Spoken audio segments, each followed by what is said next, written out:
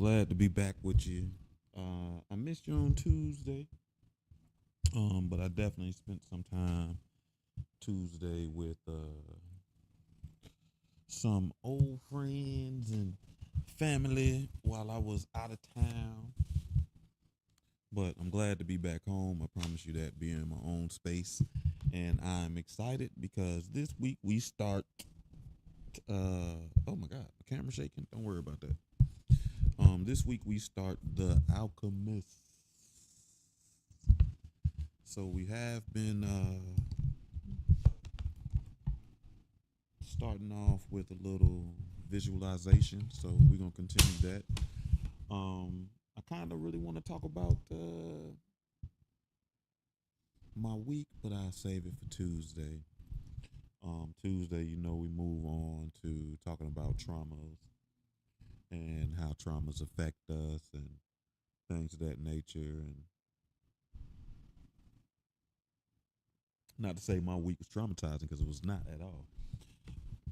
But that's just where we're talking about, and I can tie my week into some of the work that we've been doing as a soul family. So let me get this thing together real quick.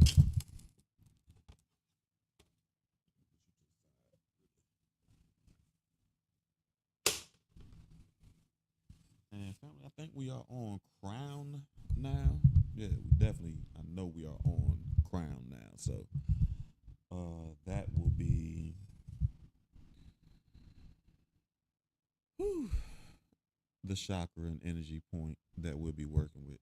See, I do those breathing exercises with y'all, but if you pay attention, I always do certain breathing exercises for myself. I just needed my energy was real squirrely, so I had to calm it down a little bit. But here's the bowl. Oops, I know that was loud. Forgive me, people.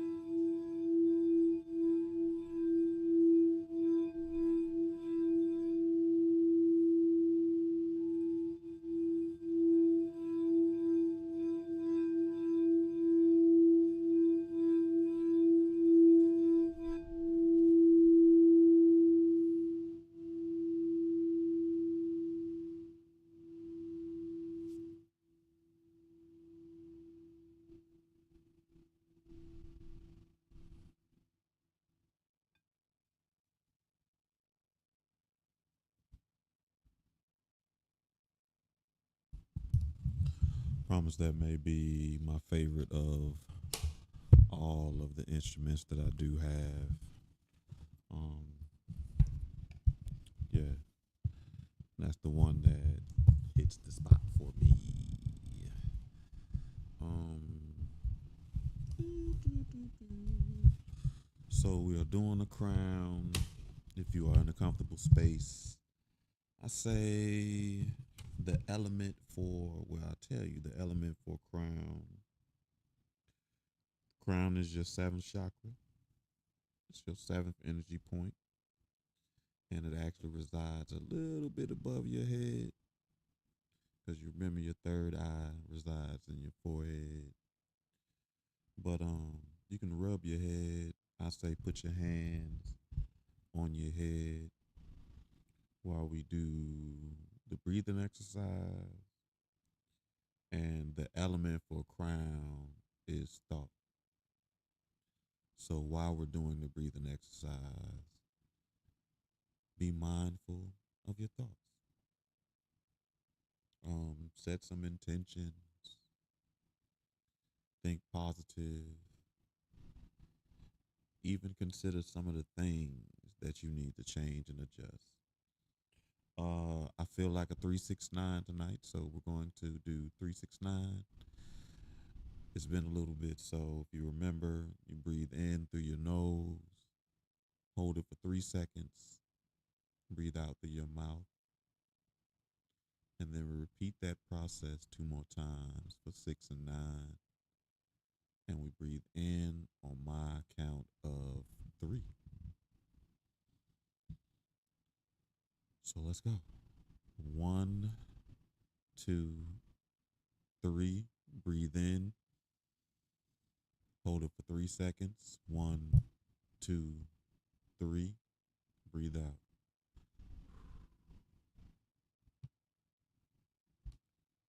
Rub your head. Touch the back of your head. The sides of your head. Notice the different strands of hair that make up the hair on your head. One more time on my count of 3. Breathe in through your nose. Hold it for 6 seconds. Then we breathe out through our mouths. Ready? 1, 2, 3. Breathe in. Hold it for 6. 1, 2, 3, 4, 5, 6. Breathe out. Last time on my count of 3. Breathe in through your nose. We're going to hold it for 9 seconds. And then breathe out through our mouth. 1, 2, 3. Breathe in. Hold it for 9 seconds. 1, 2, 3, 4, 5, 6, 7, 8, 9.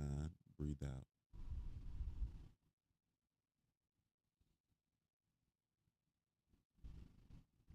So, this visualization is going to be a simple one. We are going to clear our minds of all thoughts and all ideas. Just have an empty space,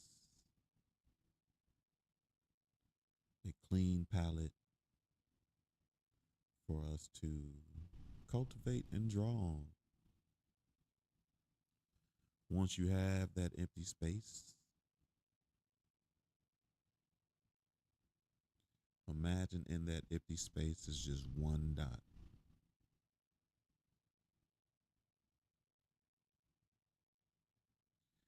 And on that empty space and that one dot, put one word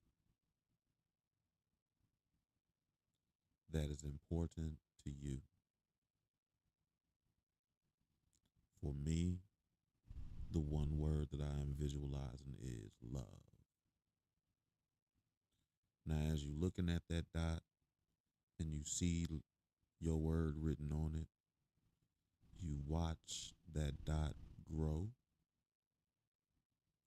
and all as it grows, you start thinking of all the words that describe that one thought, that simple idea that started off as a dot for us.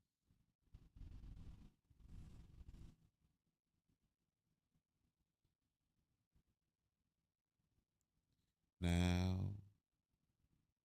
as you take up time, remove that center word and visualize yourself standing there with all of those words that you use to describe that valuable word to you, branching and stemming off of you like a tree. Your body, your essence, serves as the stem, and the branches become the descriptive words, your views of how you feel about yourself and how you will feel about yourself. Now, as you picture yourself, I want you to repeat these affirmations after me. I am divine.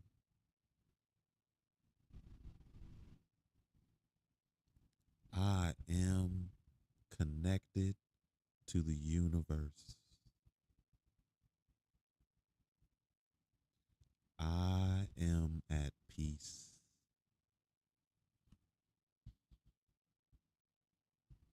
I am a spiritual being.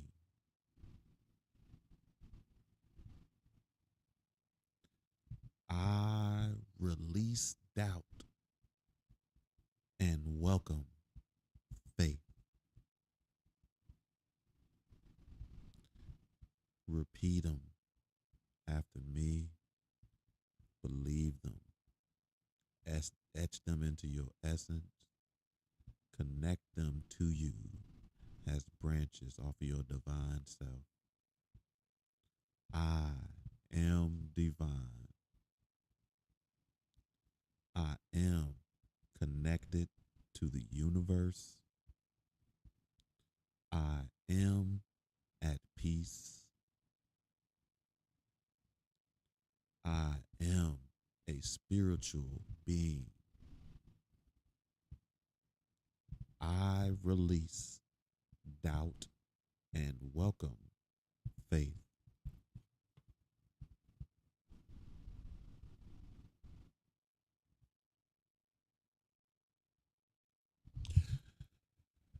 Take a deep breath. I'm gonna check to make sure I cut that music off because I don't want no weirdo stuff going on while I'm reading to you all. So give me a second.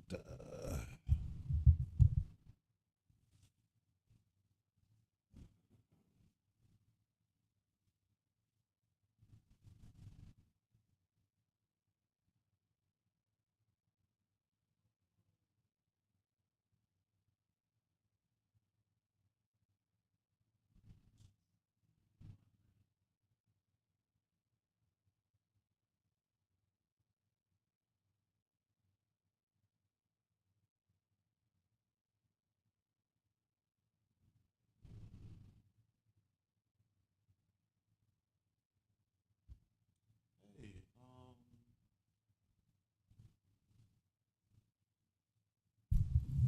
yeah, Liberty. Sorry you got a migraine.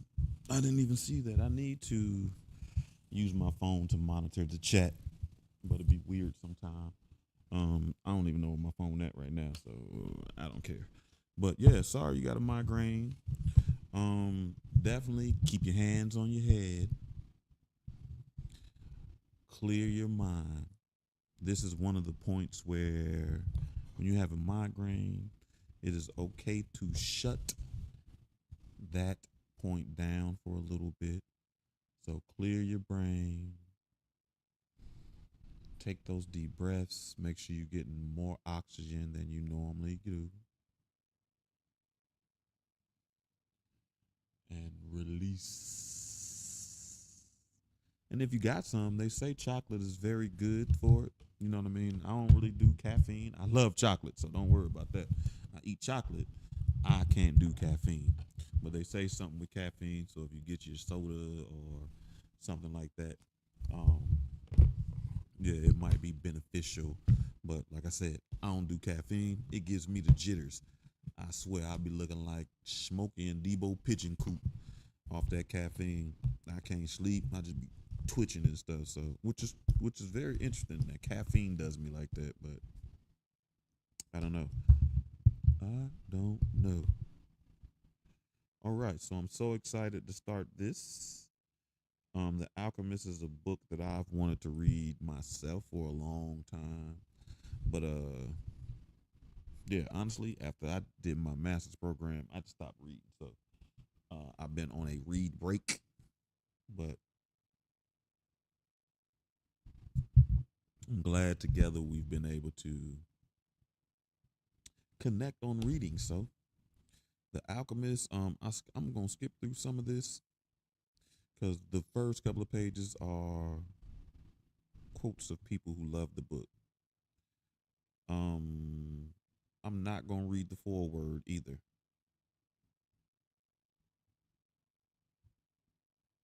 but I will read the prologue and then we'll start the book on part one. All right. So we are on the prologue.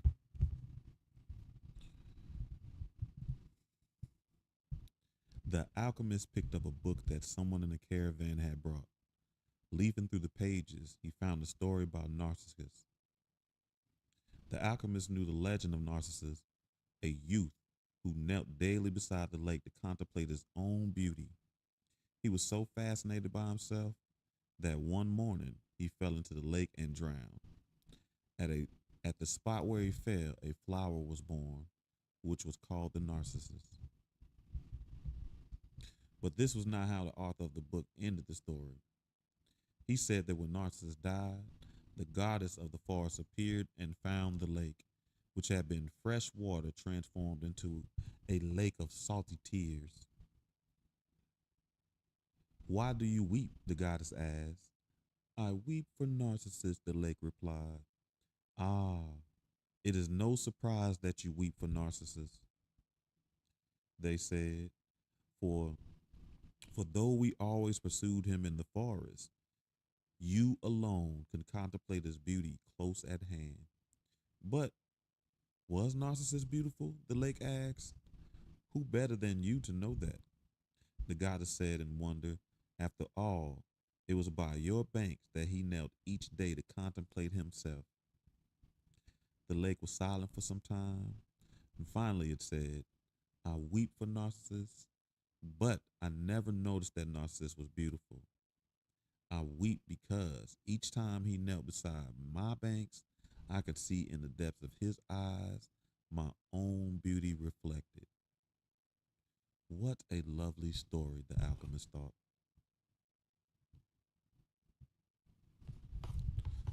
Part 1.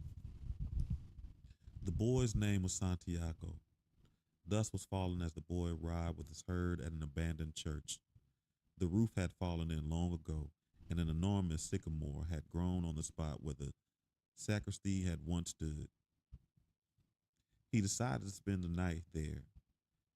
He saw to it that all the sheep entered through the ruined gate and then laid, some planks across it to prevent the flock from wandering away during the night. There were no wolves in this region, but once an animal had strayed during the night, and the boy had to spend the entire next day searching for it. He swept the floor with his jacket and lay down. Using the book he had just finished reading as a pillow, he told himself that he would have to start reading thicker books that lasted longer and made more comfortable pillows. It was still dark when he awoke, and looking up, he could see the stars through the half destroyed roof. I wanted to sleep a little longer, he thought. He had had the same dream that night as a week ago, and once again he had awakened before it ended. He arose and taking up his crook, he began to awaken the sheep that still slept. He had noticed that as soon as he awoke, most of his animals began to stir. It was as it was as if some mysterious energy bound his life to those of that of the sheep, with whom he had spent the past 2 years, leading them through the countryside in search of food and water. They are so used to me that they know my schedule, he muttered. Thinking about that for a moment, he realized that it could be the other way around, that it was he who had become accustomed to their schedule. Two sides of every story. But there were certain of them who took a bit longer to awaken. The boy prodded them one by one with his crook, calling each by name. He had believed that the sheep were able to understand what he said. So there were times when he read them parts of the books that he had made an impression on him, or when he would tell them of the loneliness or the happiness of the shepherd in the fields. Sometimes he would comment to them on the things he had seen in the villages they passed. But for the past few days, he had spoken to them about only one thing: the girl, the daughter of a merchant who lived in the village they would reach in about 4 days. He had been to that village only once the year before. The merchant was the proprietor of dry goods shop, and he always demanded that the sheep be sheared in his presence so that he would not be cheated. A friend a friend had told the boy about the shop, and he had taken his sheep there. I need to sell some wool, the boy told the merchant. The shop was busy, and the man asked the shepherd to wait until the afternoon. So the boy sat on the steps of the shop and took a book from his bag. I didn't know shepherds knew how to read, said a girl's voice behind him. The girl was a typical of their region, Andalusia, with flowing black hair and eyes that vaguely recalled the Moorish conquerors. I know that's right.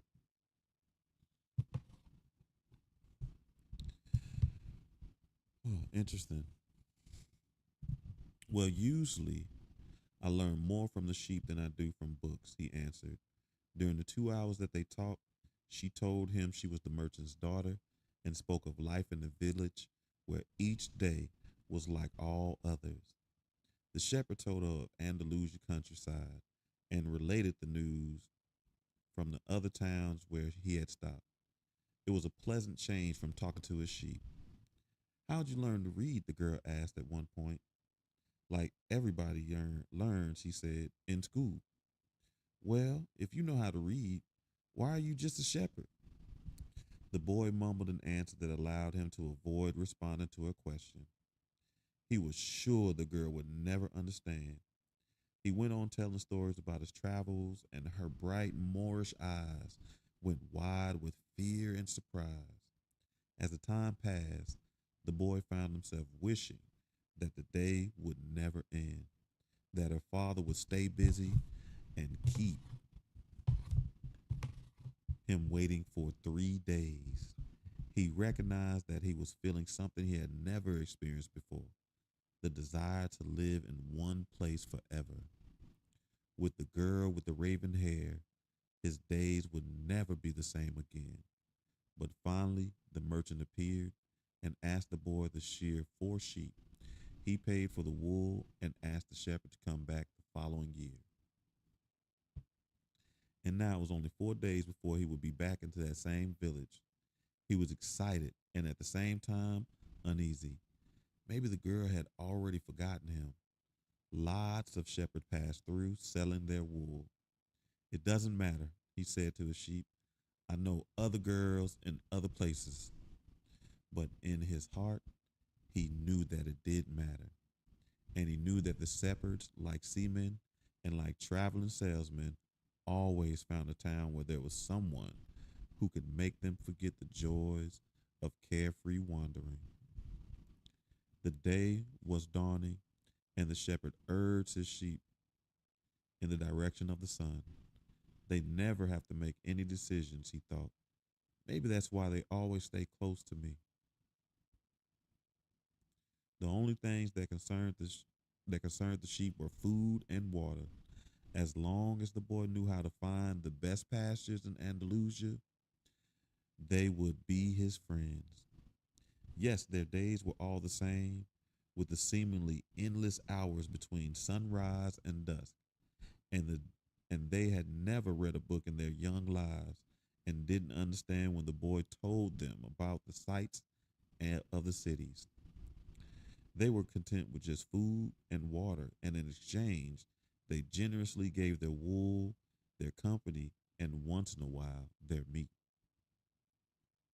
If I became a monster today and decided to kill them one by one, they will become aware only after the flock had been slaughtered, thought the boy. They trust me and they've forgotten how to rely on their own instincts because I lead them to nourishment. The boy was surprised at his thought. Maybe the church, with the sycamore growing within it, had been haunted. It had caused him to have the same dream for a second time, and it was causing him to feel anger towards his faithful companions. He drank a bit from the wine that remained from his dinner of the night before. He gathered his jacket closer to his body. He knew that few hours from now, with the sun at its zenith, the heat would be so great that he would not be able to lead his flocks across the field. It was the time of the day when all of Spain slept during the summer. The heat lasted until nightfall, and all that time he had to carry his jacket. But when he thought to complain about the burden of its weight, he remembered that because he had the jacket, he had withstood the cold of the dawn. We have to be prepared for change, he thought, and he was grateful for the jacket's weight and warmth. The jacket had a purpose, and so did the boy. His purpose in life was to travel, and after 2 years of walking the Andalusia terrain, he knew all the cities of the region. He was planning on his visit to explain to the girl how it was that simple shepherd knew how to read, that he had attended a seminary until he was 16. His parents had wanted him to become a priest and thereby a source of pride for a simple farm family. They worked hard just to have food and water like the sheep. He had studied Latin, Spanish, and theology, but ever since he had been a child, he had wanted to know the world, and this was much more important to him than knowing God and learning about man's sin. One afternoon, on a visit to his family, he had summoned up the courage to tell his father that he didn't want to become a priest, that he wanted to travel. People from all over the world have passed through this village, son, said the father. They come in search of new things, but when they leave, they are basically the same people they were when they arrived. They climb the mountain, excuse me, they climb the mountain to see the castle, and they wind up thinking that the past was better than what they have now. They have blonde hair or dark skin, but basically the same people as who live right here. But I'd like to see the castles in the towns where they live, explained the boy. Those people, when they see our land, say that they would like to live here forever, his father continued. Well, I'd like to see their land, see how they live, said his son. The people who come here have a lot of money to spend so they can afford to travel, said the father. Amongst us, the only ones who travel are the shepherds. Well, I'll be a shepherd. His father said no more. The next day, he gave his son a pouch that held 3 ancient Spanish gold coins. I found these one day in the fields. I wanted them to be part of your inheritance, but use them to buy your flock, take to take to the fields, and someday you'll learn that our countryside is the best and our women are the most beautiful.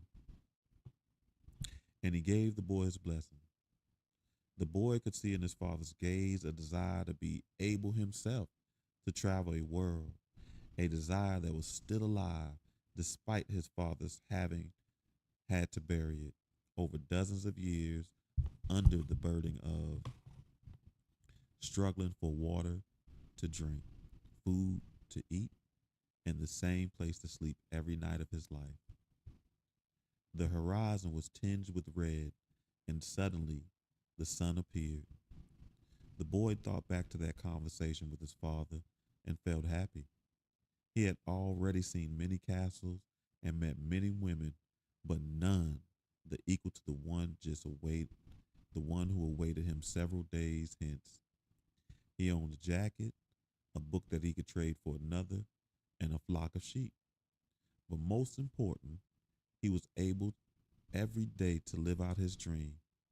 If he were tired of the Andalusia fields, he could sell his sheep and go to sea. By the time he had enough of the sea, he would already have known other cities, other women, and other chances to be happy. I couldn't have found God in the seminary, he thought, as he looked at the sunrise. I know that's right. Whenever he could, he sought out a new road to travel. He had never been to that ruined church before, in spite of having traveled through those parts many times. The world was huge and inexhaustible. He had only to allow his sheep to set the route for a while, and he would discover other interesting things. The problem is that they don't even realize that they're walking a new road every day. They don't see that the fields are new and the seasons change. All they think about is food and water, stuck in a routine. Maybe we're all that way, the boy mused. Even me. I haven't thought about other women since I met the merchant's daughter. Looking at the sun, he calculated that he would reach Tarifia before midday. There, he could exchange his book for a thicker one, fill his wine bottle, shave, and have a haircut. He had to prepare himself for the meeting of the girl, and he didn't want to think about the possibility that some other shepherd with a larger flock of sheep had arrived there before him and asked for her hand. It's the possibility of having a dream come true that makes life interesting. I know that, right? He thought as he looked again at the position of the sun and hurried his pace. He had suddenly remembered that in Tarifia there was an old woman who interpreted dreams. The old woman led the boy to a room at the back of her house. It was separate from a living room by a curtain of colored beads. The room's furnishings consist of a table, an image of the Sacred Heart of Jesus, and two chairs. The woman sat down and told him to be seated as well. Then she took both of his hands in hers and began to quietly pray.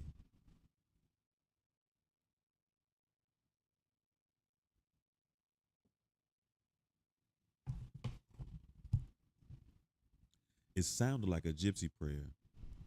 The boy had already experienced on the road with gypsies. They also traveled, but they had no flocks of sheep. People said the gypsies spent their lives tricking others. It was also said that they had a pact with the devil and that they kidnapped children and taking them away to their mysterious camps made them their slaves. As a child, the boy had always been frightened to death that he would be captured by gypsies, and this childhood fear returned when the old woman took his hands in hers. But she has the Sacred Heart of Jesus there, he thought, trying to reassure himself. He didn't want his hand to begin trembling, showing the old woman that he was fearful. He recited an Our Father silently. Very interesting, said the woman, never taking her eyes from the boy's hands, and then she felt silent. The boy was becoming nervous. His hands began to shrivel, and the woman sensed it. He quickly pulled his hands away. I didn't come here to have you read my palm, he said, already regretting having come. He thought for a moment that it would be better to pay her fee and leave without learning a thing, that it was giving too much importance to his recurrent dream. You came so you could learn about dreams, said the old woman, and dreams are the language of God. When he speaks in our language, I can interpret what he has said. But if he speaks in the language of the soul, it is only you who can understand it. But whichever it is, I'm going to charge you for the consultation. Another trick, the boy thought, but he decided to take the chance. The shepherd always takes chances with wolves and with drought, and that's what makes a shepherd's life exciting. I have had the same dream twice, he said. I dreamed that I was in a field with my sheep when a child appeared and began to play with the animals. I don't like people to do that because the sheep are afraid of strangers, but children always seem to be able to play with them without frightening them. I don't know why. I don't know how animals know the age of human beings. Tell me more about your dream, said the woman. I have to get back to my cooking, and since you don't have much money, I can't give you a lot of time.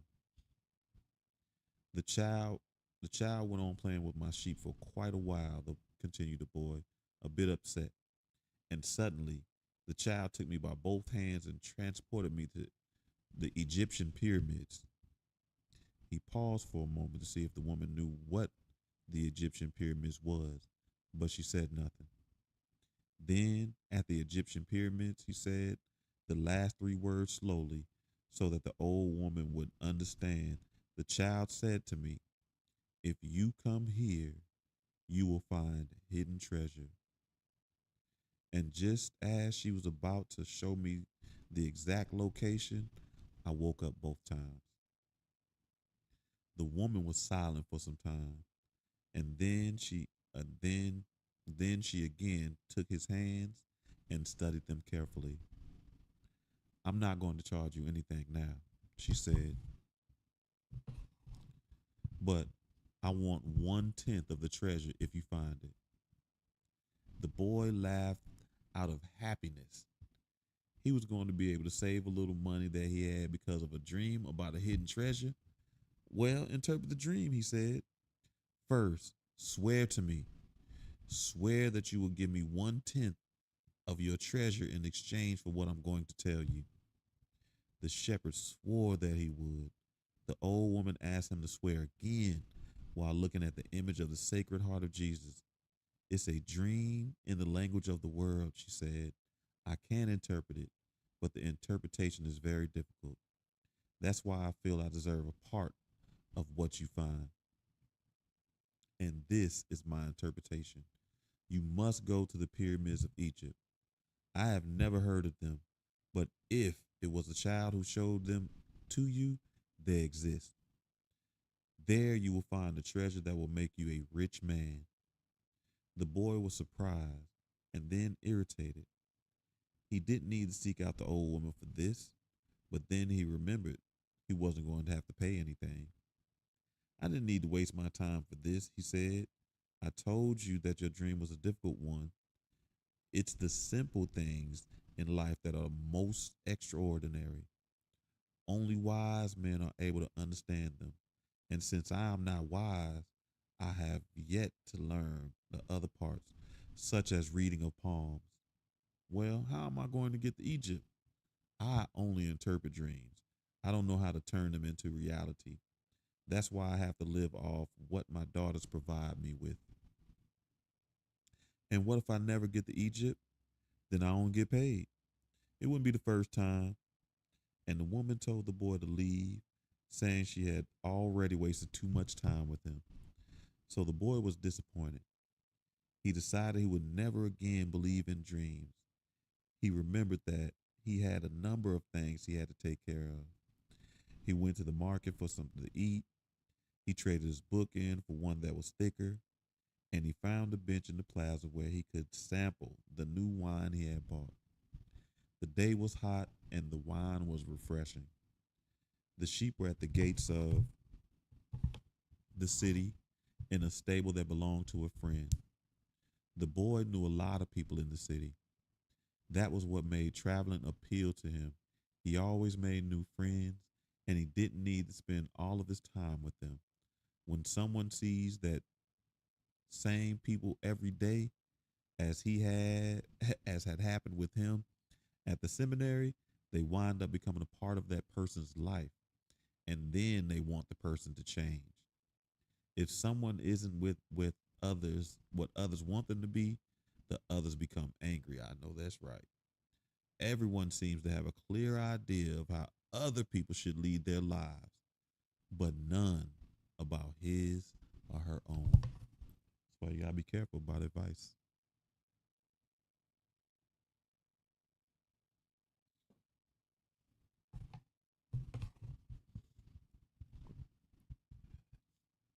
He decided to wait until the sun had sunken a little bit lower into the sky before following his flock back and through the fields. 3 days from now, he would be with the merchant's daughter. He started to read the book he had bought. On the first page, it described a burial ceremony, and the names of the people involved were very difficult to pronounce. If he ever wrote a book, he thought he would present one person at a time so that the reader wouldn't have to worry about memorizing a lot of names. When he was finally able to concentrate on what he was reading, he liked the book better. The burial was on a snowy day, and he welcomed the feeling of being cold. As he read on, an old man sat down at his side and tried to strike up a conversation. "What are they doing?" the old man asked, pointing out the people in the plaza. "Working," the boy answered dryly, making it look as though he wanted to concentrate on his reading. Actually, he was thinking about shearing his sheep in front of the merchant's daughter so that he could see that he was someone who was capable of doing difficult things. He had already imagined the scene many times. Every time the girl became fascinated when he explained that the sheep had to be sheared from back to front. He also tried to remember some good stories to relate as a sheared sheep. Most of them he had read in books, but he would tell them as if they were from his personal experience. She would never know the difference because she didn't know how to read. Meanwhile, the old man persisted in his attempt to strike up a conversation. He said that he was tired and thirsty and asked if he might have a sip of the boy's wine. The boy offered his bottle, hoping that the old man would leave him alone. But the old man wanted to talk and asked the boy what book was he reading. The boy was tempted to be rude and move to another bench, but his father had taught him to be respectful of the elderly. So he held out the book to the man for two reasons. First, that he himself wasn't sure how to pronounce the title, and second, that if the old man didn't know how to read, he probably he would probably feel ashamed and decided on his own accord to change benches. Said the old man, looking at all sides of the books as if it were a strange object. "This is an important book, but it's really irritating." The boy was shocked. The old man knew how to read and had already read the book. And if the book was irritating, as the old man said, the boy still had time to change it for another. "It's a book that says the same thing almost all other books in the world say," continued the old man. "It describes people's inability to choose their own personal legends, and it ends up saying that everyone believes the world's greatest lie." "What's the world's greatest lie?" the boy asked, completely surprised. "It's this, that at a certain point of our lives, we lose control of what's happening to us, and our lives become controlled by fate. That's the world's greatest lie." "That's never happened to me," the boy said. "They wanted me to be a priest, but I decided to become a shepherd." "Much better," said the old man, "because you really like to travel." He knew what I was thinking, the boy said to himself. The old man, meanwhile, was leafing through the book without seeming to want to return it at all. The boy noticed that the old man's clothing was strange. He looked like an Arab, which was not unusual in these parts. Africa was only a few hours away from Tarifia. One had only to cross the narrow straits by boat. Arabs often appeared in the city, shopping and changing their strange and chanting, chanting their strange prayers several times a day. "Where are you from?" the boy asked. "From many places." "No one can be from many places," said the boy. "I'm a shepherd. I have been to many places, but I come from only one place, from a city near an ancient castle. That's where I was born." "Well, then, We can say that I was born in Salem. The boy didn't know what Salem was, but he didn't want to ask, fearing that he would appear ignorant. He looked at the people in the plaza for a while. They were coming and going, and all of them seemed to be very busy. So, what is Salem like? He asked, trying to get some sort of clue. It's like it always has been. No clue yet, but he knew that Salem wasn't in Andalusia, and if it were, he would already have heard of it. And what do you do in Salem? He insisted. What do I do in Salem? The old man laughed. Well, I'm king of Salem. People say strange things, the boy thought. Sometimes it's better to be with the sheep who don't say anything, and better still to be alone with one's books. They tell their incredible stories at the time when you want to hear them, but when you're talking to people, they say some things that are so strange that you don't know how to continue the conversation. My name is Melchizedek. I can't even say that. Melchizedek. Melchizedek. There we go, said the old man. How many sheep do you have? Enough, said the boy. He could see the old man wanted to know more about his life. Well, then we've got a problem. I can't help you if you feel you have enough sheep. The boy was getting irritated. He wasn't asking for help. It was the old man who had asked him for a drink of his wine and started the conversation. Give me my book, the boy said. I have to go and gather my sheep and get going. Give me 1/10 of your sheep, said the old man, and I'll tell you how to find the hidden treasure. 1/10. This 1/10 is interesting.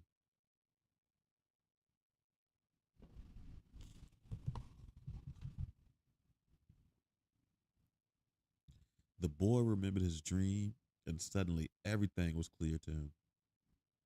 The old woman hadn't charged him anything, but the old man, maybe he was her husband, was going to find a way to get more money in exchange for information about something that didn't even exist. The old man was probably a gypsy too. But before the boy could say anything, the old man leaned over, picked up a stick, and began to write in the sand of the plaza. Something bright reflected from his chest with such intensity that the boy was momentarily blinded. The movement was too quick for someone his age. The man covered whatever it was with his cape. When his vision returned to normal, the boy was able to read what the old man had written in the sand. There in the sand of the plaza of that small city, the boy read the names of his father and his mother and the name of the seminary he had attended. He read the name of the merchant's daughter, which he hadn't even known, and he read things he had never told anyone. I'm the king of Salem, the old man said. Why would a king be talking to a shepherd? The boy asked, in awe and embarrassed. For several reasons, but let me say that the most important is that you have succeeded in discovering your personal legend. The boy didn't know what a person's personal legend was. It's what you have always wanted to accomplish. Everyone, when they're young, knows what their personal legend is. At that point in their lives, everything is clear and everything is possible. They are not afraid to dream and to yearn for everything they would like to see happen to them in their lives. But as time passes, a mysterious force begins to convince them that it will be impossible for them to realize their personal legend. None of what the old man was saying made much sense to the boy, but he wanted to know what the mysterious force was. The merchant's daughter would be impressed when he told her about that. It's a force that appears to be negative, but actually shows you how to realize your personal legend.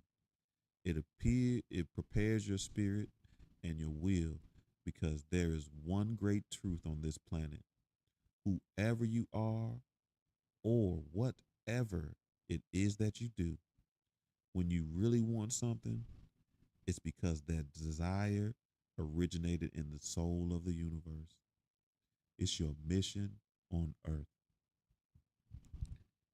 Even when all you want to do is travel or marry the daughter of the textile merchant, yes, or even search for the treasure, the soul of the world is nourished by people's happiness and also by the unhappiness, envy, and jealousy.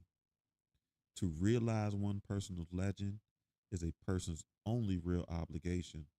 All things are one. And when you want something, all the universe conspires in helping you to achieve it. They were both silent for a time, observing the plaza and the townspeople. It was the old man who spoke first.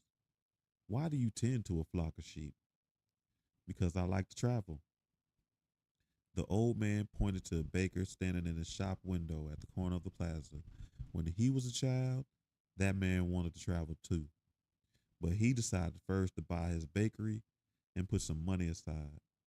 When he's an old man, he's going to spend a month in Africa.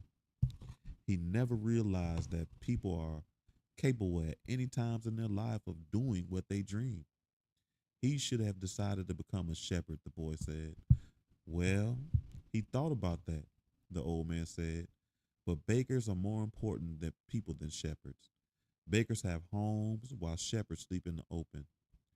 Parents would rather see their children marry bakers than shepherds. The boy felt the pain in his heart, thinking about the merchant's daughter. There was surely a baker in her town. The old man continued, in the long run, what people think about shepherds and bakers become more important for them than their own personal legend. What people say about you becomes more important than what you want to do for yourself. The old man leafed through the book and fell to reading the page he came to. The boy waited and then interrupted the old man just as he himself had been interrupted. Why are you telling me this? Because you are trying to realize your personal legend and you are at the point where you're about to give it all up. And that's when you always appear on the scene. Not always in this way, but I always appear in one form or another. Sometimes I appear in the form of a solution or a good idea. At other times, at a crucial moment, I make it easier for things to happen. There are other things I do too, but most of the time, people don't realize I've done them.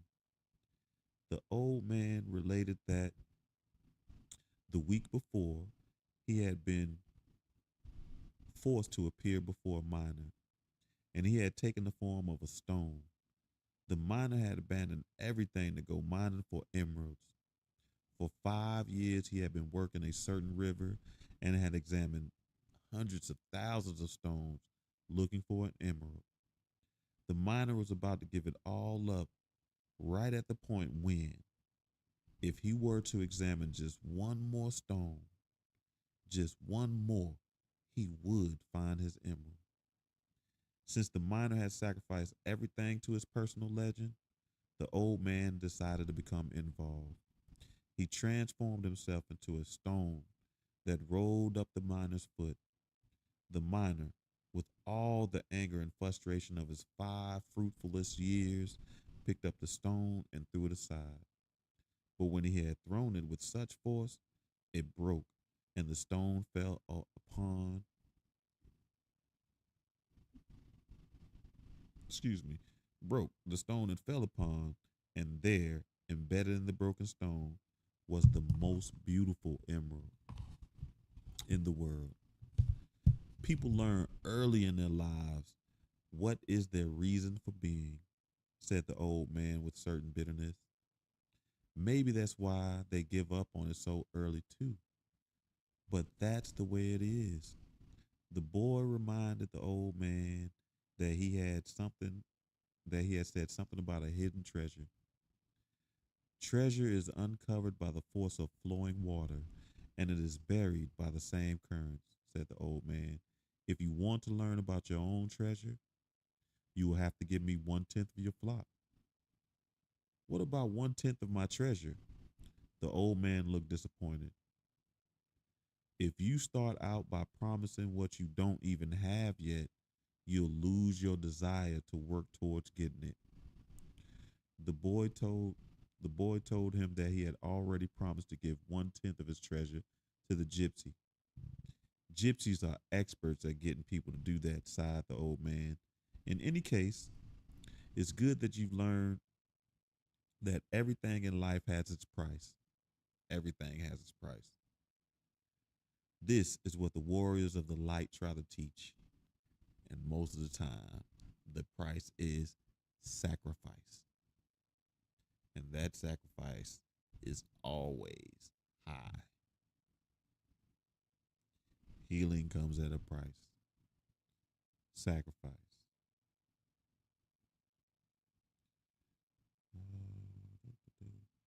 The old man returned the book to the boy.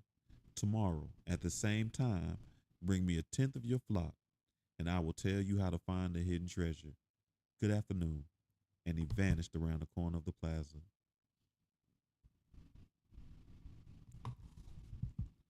The boy began to read his book again, but he was no longer able to concentrate. He was tense and upset because he knew that the old man was right. He went over to the bakery and bought a loaf of bread, thinking about whether or not he should tell the baker what the old man said about him. Sometimes it's better to leave things as they are, he thought to himself, and decided to say nothing. He should have said something. Sometimes you got to recognize when you are supposed to be the voice. If he were to say anything, the baker would spend 3 days thinking about giving it all up, even though he had gotten used to the way things were. The boy could certainly resist causing that kind of anxiety for the baker. So he began to wander through the city, and he found himself at the gates. There was a small building there with a window at which people bought tickets to Africa, and he knew that Egypt was in Africa. Can I help you? Asked the man behind the window. Maybe tomorrow, said the boy, moving away. If he sold just one of his sheep, he'd have enough to get to the other shore of the strait. The idea frightened him. Another dreamer, said the ticket seller to his assistant, watching the boy walk away. He doesn't have enough money to travel. While standing at the ticket window, the boy remembered his flock and decided he should go back to being a shepherd. In 2 years, he had learned everything about shepherding. He knew how to shear sheep, how to care for pregnant ewes, and how to protect his sheep from wolves. He knew all the fields and the pastures of Andalusia, and he knew what was a fair price for every one of his animals. He decided to return to his friend's stable by the longest route possible. As he walked past the city's castle, he interrupted his return and climbed the stone ramp that led to the top of the wall. From there, he could see Africa in the distance. Someone had once told him that it was from there that the Moors had come to occupy all of Spain. Interesting. He could see almost the entire city from where he sat, and including the plaza where he had talked to the old man. Cursed the moment I met that old man, he thought. He had come to town only to find a woman who could interpret his dream. Neither the woman nor the old man was all impressed by the fact that he was a shepherd. They were solitary individuals who no longer believed in things and didn't understand that shepherds had become attached to their sheep. They do, but you can't be. He knew everything about each member of his flock. He knew which ones were lame, which ones which one was to give birth 2 months from now, and which were the laziest. He knew how to shear them and how to slaughter them. If he ever decided to leave them, they would suffer. The wind began to pick up.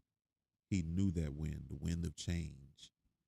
People people called it the lavender because on it the Moors had come from the Levant at the eastern end of the Mediterranean. The lavender increased with intensity. That's interesting. So they say the Moors came on the wind. My middle name Maurice. I get downloads when the wind blows. Interesting, interesting. Um, the lavender increased with intensity. Here I am between my flock and my treasure, the boy thought. He had chose between something he had to become accustomed to and something he wanted to have. There was also the merchant's daughter, but she wasn't as important as his flock because she didn't depend on him. Maybe she didn't even remember him. He was sure that it made no difference to her on which day he appeared. For her, every day was the same. And when each day it and when each day is the same as the next, it's because people fail to recognize the good things that happen in their lives every day that the sun rises. I left my father, my mother, and the town castle behind. They have gotten used to me being away, and so have I. The sheep will get used to me not being there too, the boy thought. From where he sat, he could observe the plaza. People continued to come and go from the baker's shop. A young couple sat on the bench where they had talked with the old man, and they kissed. That baker, he said to himself, without completing the thought. The lavender was still getting stronger,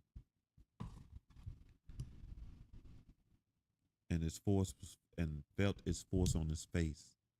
That wind had brought the moors, yes, but it also brought the smell of the desert and the veiled woman. It had brought with it the sweat and the dreams of men who had once left to search for the unknown and for gold and adventure and for the pyramids. The boy felt jealous of the freedom of the wind and saw that it could have the same freedom. There was nothing to hold him back except himself. The sheep, the merchant's daughter, and the fields of Andalusia were only steps along the way to his personal legend. The next day, the boy met the old man at noon. He brought 6 sheep with him. I'm surprised, the boy said. My friend bought all bought all the other sheep immediately. He said that he had always dreamed of being a shepherd and that it was a good omen. That's the way it always is, said the old man. It's called the principle of favorability. When you play your cards the first time, you're almost sure to win. Beginner's luck. Why is that? Because there's a force that wants you to realize your personal legend. Is whets your appetite with the taste of success. Then the old man began to inspect the sheep, and he saw that one was lame. The boy explained that it wasn't important since the sheep was the most intelligent of the flock and produced the most wool. Where's the treasure? He asked. It's in Egypt near the pyramids. The boy was startled. The old woman had said the same thing, but she hadn't charged him anything. In order to find the treasure, you will have to follow the omens. God has prepared a path for everyone to follow. You just have to read the omens that He left and recognize when you are it. But we're going to pause there. I think that's good. That looks like that's the end of the chapter. And we'll start with a nice little butterfly. I'm excited. The book's been good so far.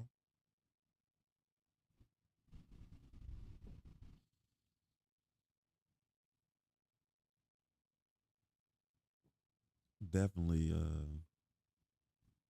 allow me to make some connections, even on the healing frame. Because while we talk about healing, it's really reconnecting to yourself, your child, and as they saying, realizing who you wanted to be before.